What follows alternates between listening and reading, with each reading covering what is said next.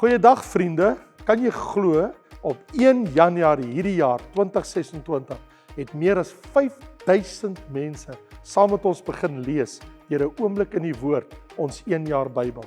Wat 'n voorreg om so saam op reis te wees hierdie jaar. Daarom wil ek jou persoonlik uitnooi. Ons gaan maandeliks tyd neem waar ons saam gaan kyk na die tekste wat gelees is en waar jy kan vra. Kom vra jou vrae oor daai tekste waar ons was, of ons in Genesis was of waar ons ook al in die Bybel gelees het.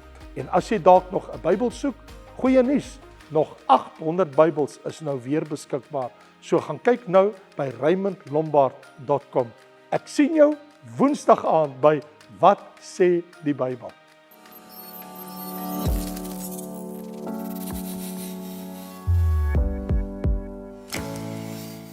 Vriende, kom ons lees saam.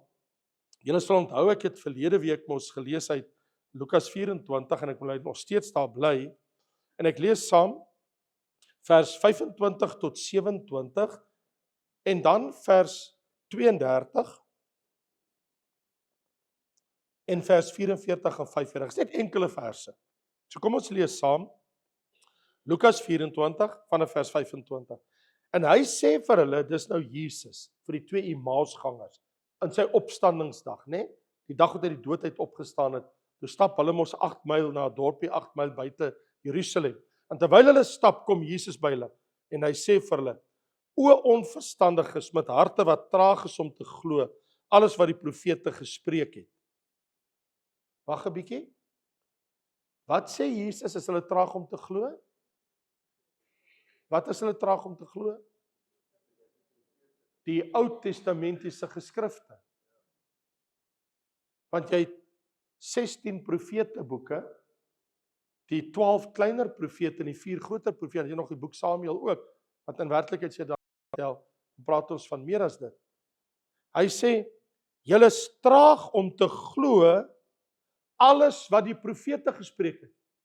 So toe hy met die opstandingsdag op hulle praat, toe vestig hy hulle aandag op die feit, maar julle het 'n Bybel gehad, of het 'n Bybel, hierdie Bybel, daai deel van my Bybel, julle daai deel, het nie hierdie gehad nie, hierdie is die Nuwe Testament, nie die Nuwe Testament, maar het hierdie deel gehad. En hierdie hele deel van die Bybel, hy sê, julle is traag om te glo wat daarin geskryf is oor my. Want moes die Christus nie hierdie dinge lei en in sy heerlikheid ingaan nie. Dis nou baie aangrypend, want hierdie is verstommend en baie verbasend wat hy nou net gesê het.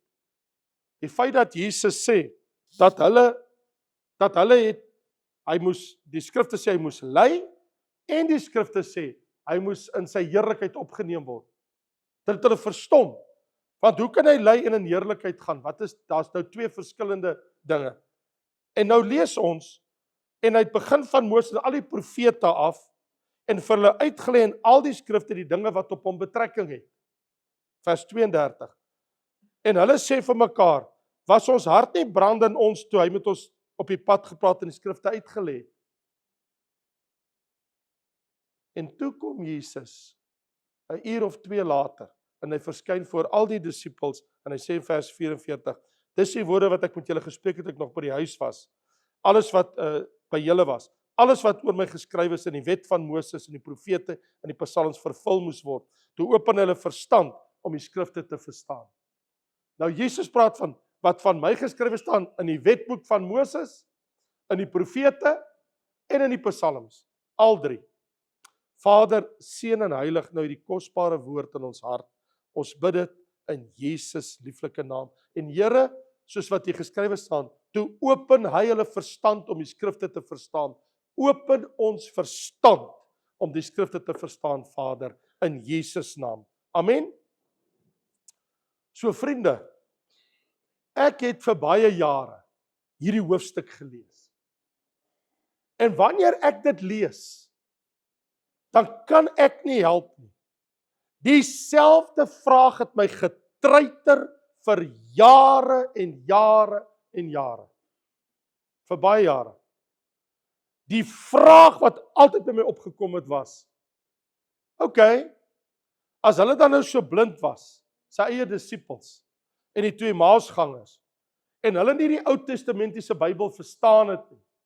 Want hier staan mos in vers 45, toe open hulle verstand om die skrifte te verstaan. As hulle dan nou so geestelik blind was, hulle die Bybel, hulle lees die Bybel, maar hulle kan dit nie raak sien in die Bybel nie. Hulle het 'n Bybel, hulle lees die Bybel, maar hulle sien dit net nie raak wat hulle moet raak sien. Hulle is blind. Dis my vraag altyd. Okay. So watter tekste het Jesus dan gebruik? Uit die wetboek van Moses? En dat is ons 5 boeke. Genesis, Exodus, Levitikus, Numeri, Deuteronomium. Okay. So die vraag wat altyd by my opgekom het was, so watter tekste sou Jesus aansny? Watter sou hy opnoem? Watter sou hy uitlig uit die wet van Moses uit? Om te sê, maar dis ek.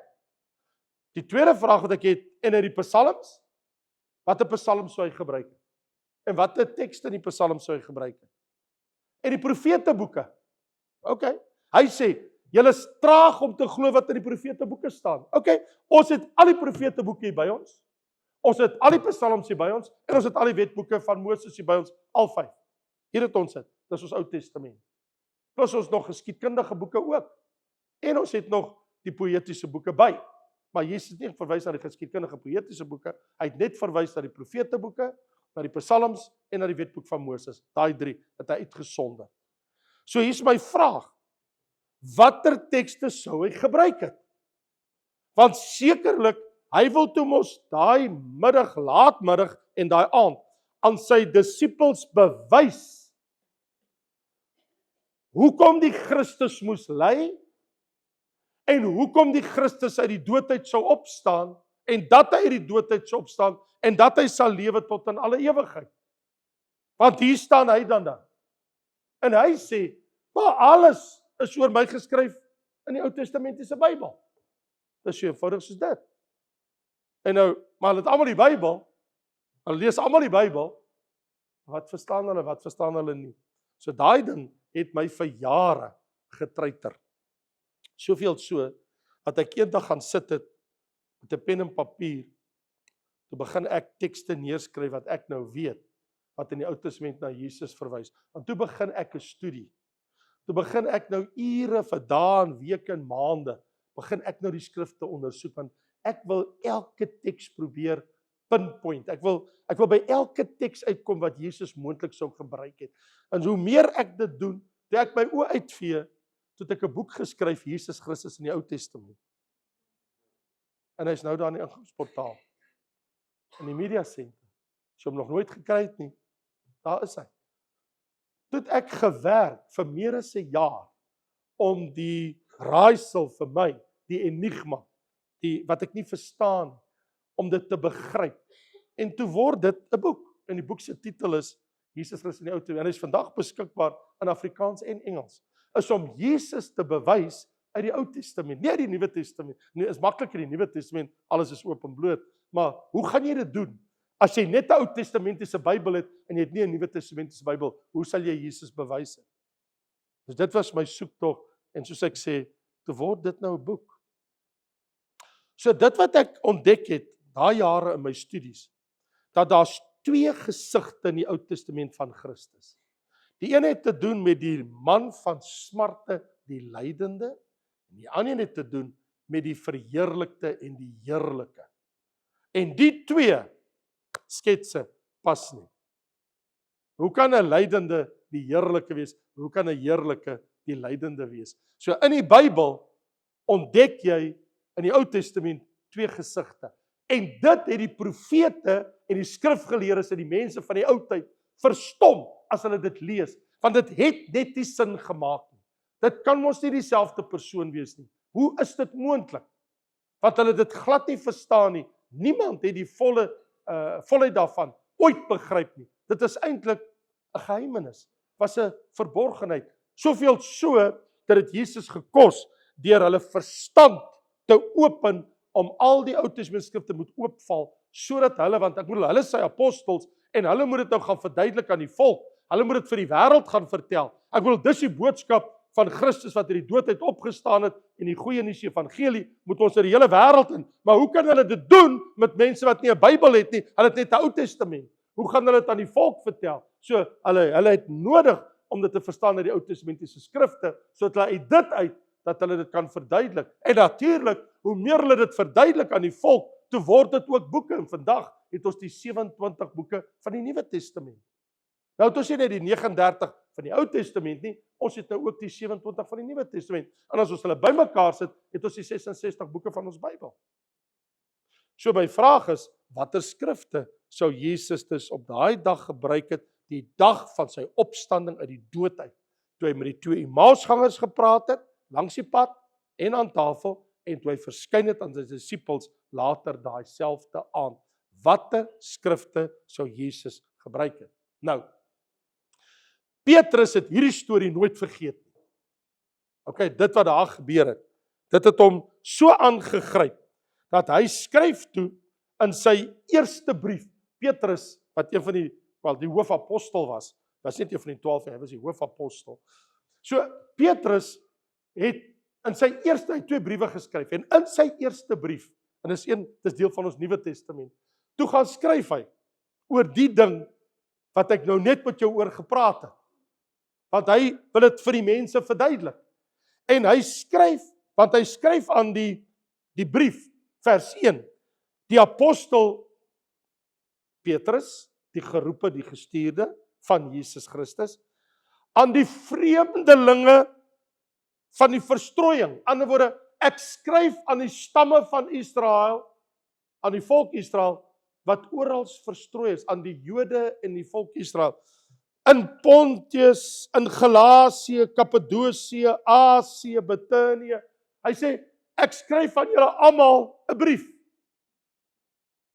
En in sy brief, wil jy glo, wat in die heel eerste hoofstuk, eerste paar verse, waarop laat val hy die klem? Dis nou vers 10 tot vers 12. Hy sê, hier is sy ding, hy sê, hierdie saligheid van Christus Jesus, ons saligmaker, het die profete wat geprofeteer het. Hy verwys na die Ou Testamentiese profete. Hy was mos daar die aand toe Jesus het uitgelê het. Hy sê, die profete van die ou tyd, van die Bybel, wat geprofeteer het, oor die genade wat vir julle bestem is. Hy sê, die profete het geprofeteer, daar kom iets baie groots in die wêreld. Hulle het ondersoek en nagevors. Hy sê, daai profete, hulle het gekrap in die geskrifte, hulle het geredekabel, hulle het met mekaar dit bespreek, die rabbies en die skrifgeleerdes. Hy sê, in die fariseërs en die sadduseërs en die herodiane, hulle het almal, hy sê, hulle het ondersoek en hulle het nagevors. Nie net die mense van sy tyd nie, maar voor sy tyd ook. Nie net in die tyd toe Jesus op aarde was in die 33 jaar voor sy dood, maar voor dit, hy sê, daai profete wat daai tyd nog geleef het, in die ou tyd, daai mense, hy sê, kyk wat het hulle gedoen. Hulle het probeer naspeur. Kyk, watter of hoedanige tyd die gees van Christus, wat in hulle was, gewys het. Hy sê, die Heilige Gees wat in daai mense was inderwaarheid ook die Gees van Christus, as profeties. Hy sê, toe hy vooruit getuig het, oor die Gees wat in hulle was, oor die lyde wat oor Christus sou kom, sy kruisigingsdood, en die heerlikheid daarna. Petrus sê, daai Ou Testamentiese profete, hulle het almal probeer om die skrifte te verstaan. Hulle het probeer naspeur, hulle het nagevors, hulle het ondersoek gedoen in die Bybel, om uit te vind, want hulle het vooruit vertel, want die Gees wat in hulle was, het getuig oor die een wat kom, die gesalfde, the anointed, die Messias, die Christuskind, wat eendag kom, daai man, daai persoon, daai een, hy gaan ly, en daarna gaan hy verheerlik word. They just couldn't put the two together. Ek kan dit nie verstaan nie. Oor Christus sou kom en die heerlikheid daarna. Aan hulle is geopenbaar. Dis wat die Gees gedoen het. Hulle verstaan dit nie, dit is geopenbaar aan hulle, it's been revealed to them, maar hulle verstaan dit nie. Iets kan aan jou geopenbaar word, en jy weet nie wat dit beteken nie, maar dit is geopenbaar, maar jy verstaan dit nie. Dit is hulle geopenbaar, dat hulle nie vir hulle self nie, maar vir ons die dinge bedien het, wat julle nou aangekondig is. Die Gees wat in hulle was, het getuig oor hierdie dae wat nou aangebreek het, wat nou is. En wat is dit? Wat julle nou aangekondig is deur die wat die evangelie aan julle verkondig, deur die Heilige Gees wat van die hemel gestuur is, en so tussen hakies, wat die engele begeerig is om in te sien. Hy sê, die engele is like, dit is 'n wow factor. Wow. Wat het hier gebeur? Want die engele was in die hemel toe dit gebeur het.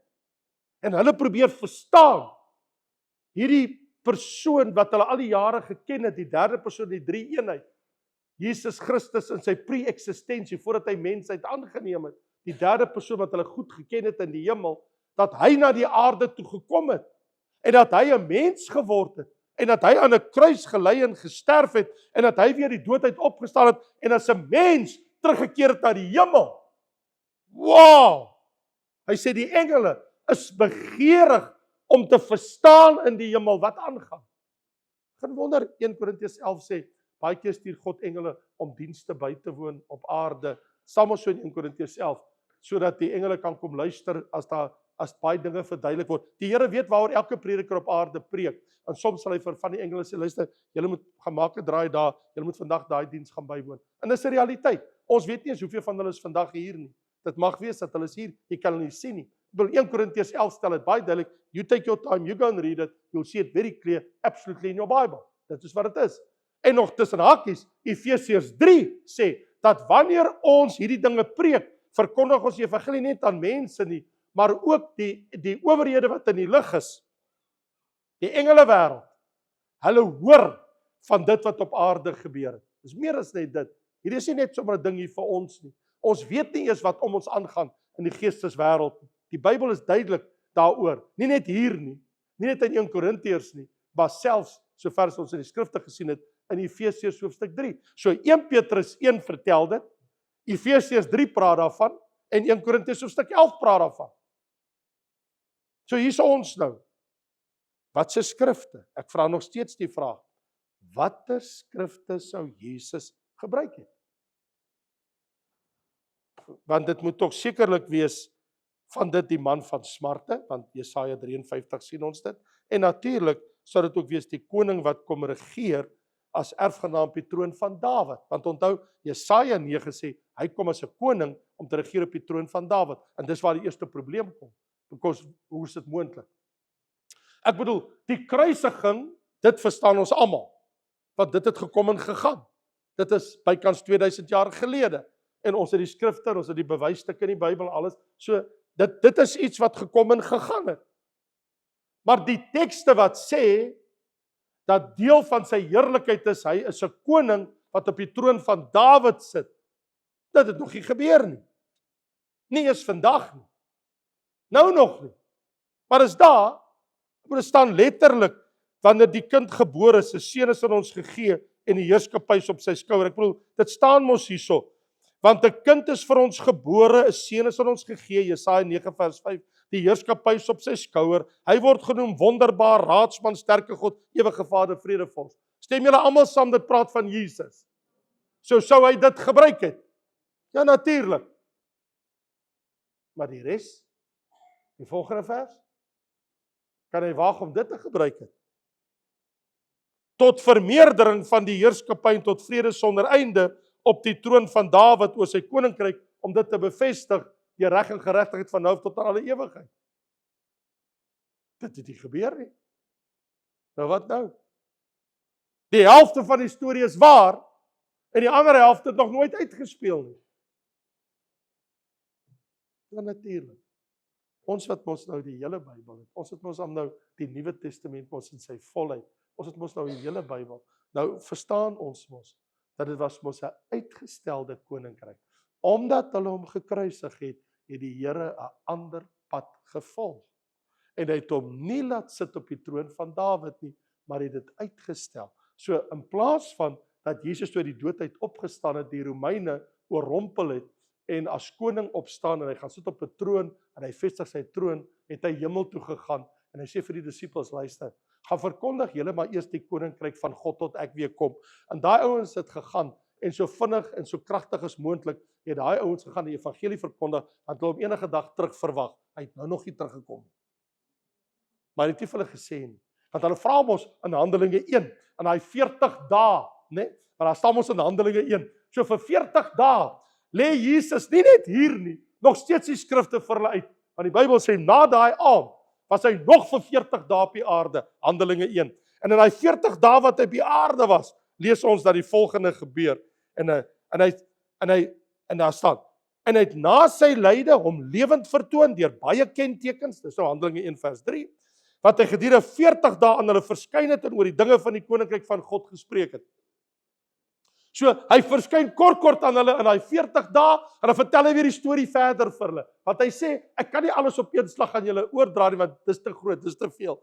En dan die Bybel sê, en vir 40 dae lank verskyn hy kort aan hulle, en elke keer as hy verskyn, dan vertel hy vir hulle 'n ander storie, wat die storie al hoe voller en voller maak. Want die Bybel sê, hy spreek met hulle oor die dinge van die koninkryk van God. En dis waaroor die apostels almal geskryf het, oor die koninkryk van die Here. Dis jou hele Nuwe Testament, handel oor die koninkryk van die Here. Die koninkryk wat is en die koninkryk wat kom en die koninkryk wat sal wees. Dis waaroor jou hele Bybel gaan, oor die koninkryk. En hulle sê vir hom, hulle sê, Here, gaan u, wat by mekaar kom sê toe vir hom, in vers 6, Here, gaan u in hierdie tyd die koninkryk van Israel weer oprig?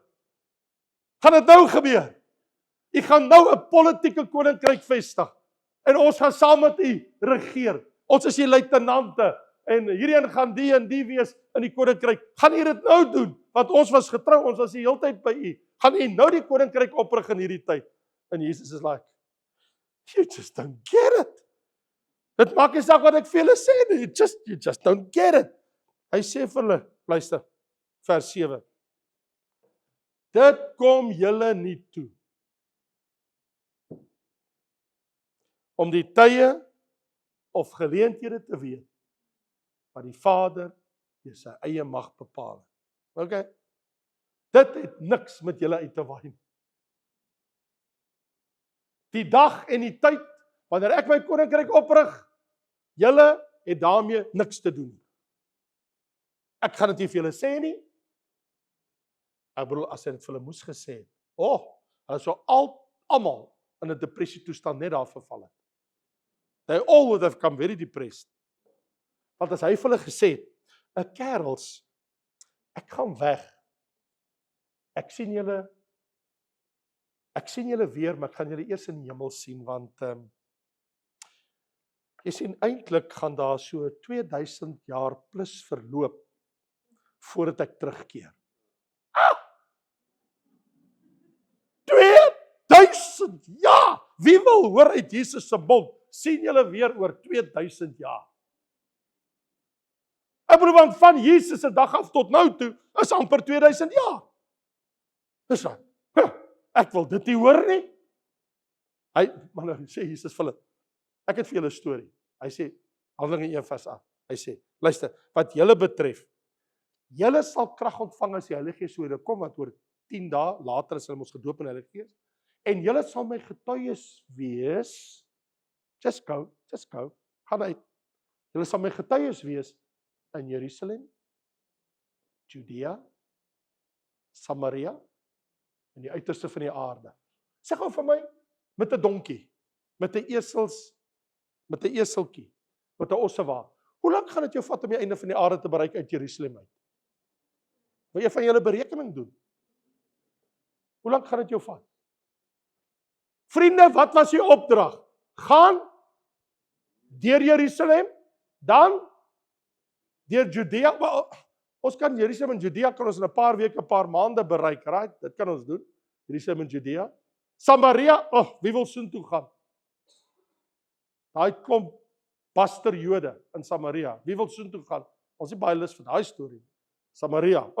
En hy sê nogal, en in Samaria. Samaria. Wat moet ons met die sê? En die uiterste van die aarde. Lord, that's gonna take a long time. Want jy sien, die hele storie kom toe hierop neer. Jesus se kruisverhaal het toe 'n storie geword wat die hele wêreld moet hoor. Die hele wêreld moet hoor van die een wat gelei het en opgestaan het uit die dood uit en leef tot in alle ewigheid. En hy kan jou siel red. Hy kan jou van die hel red. Hy kan jou red en jou naam in die boek van die lewe skryf. Hy kan vir jou die ewige lewe gee. Hy kan jou vir ewig saam met hom laat woon in die nuwe Jerusalem. Gaan vertel dit vir die wêreld. Hulle moet hulle bekeer. Vertel hulle die goeie nuus. Die skrifte sê, hy is vir ons sondes gekruisig ter wille van ons sondes. Hy's begrawe omdat hy dood is. En op die 3de dag het hy die dood uit opgestaan. Dis die boodskap. En as jy dit glo, dan moet jy jou laat doop. Have to do it. Elke mens wat glo in Christus Jesus moet hom laat doop.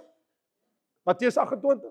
Gaan die hele wêreld in, verkondig die evangelie in die ganse mensdom. Hy wat glo en hom laat doop, sal gered word. Doop hulle in die naam van die Vader, die Seun en die Heilige Gees. Gaan lees bietjie wat staan in Markus 16. En kyk bietjie wat staan in Matteus 28. So hier's waar ek is. Watter skrifte het Jesus gebruik?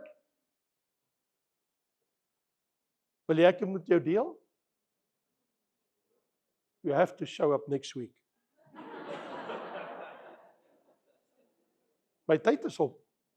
Dis al 10:00. My tyd is op. Ek het dit alles hier. Ek kan dit vir jou wys. Een vir een. If you want to know, you show up next week.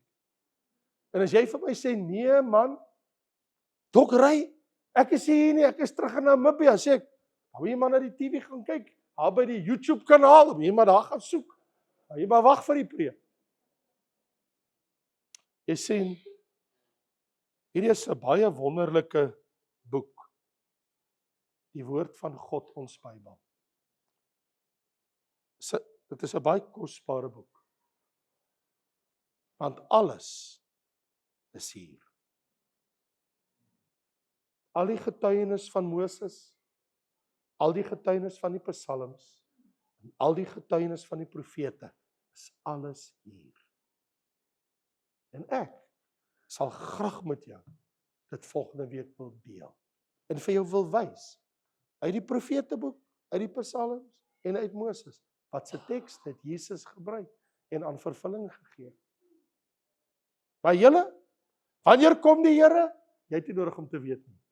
Gaan julle maar net, julle is my getuies. Gaan vertel die wêreld van my. Die Vader het dit deur sy eie mag bepaal. Dis 'n dag wat Vader bepaal. Aan die ander woorde, dis 'n bepaalde dag. Hy kom terug, né? Dis nie net sommer so nie. Vader God in sy plan. Daar's 'n dag, maar dis nie vir my en jou om te weet wat die dag is nie. Hy sê, dit kom julle nie toe om te weet nie, maar julle, wees my getuies. Wees my getuies. Gaan uit, vertel. Kom ons bid saam. Vader, dankie vir hierdie kosbare woord vanmôre dat U is so in beheer van alles. Seën nou hierdie lieflike woord in ons harte wanneer ons bymekaar gaan kom om die skrifte te ondersoek en wys vir ons uit die woord uit, Here, watter tekste U gebruik het, Here Jesus. Breek vir ons hierdie woord oop dat wanneer ons volgende week bymekaar kom, dat ons met begrip, met insig kan kyk en sê, waarlik waar, hier is dit voor my oë, oop en bloot, en ek het dit nooit raak gesien nie. Seën dit dan in Jesus naam, ook ons getuienis, tot ons weer bymekaar kom. Amen.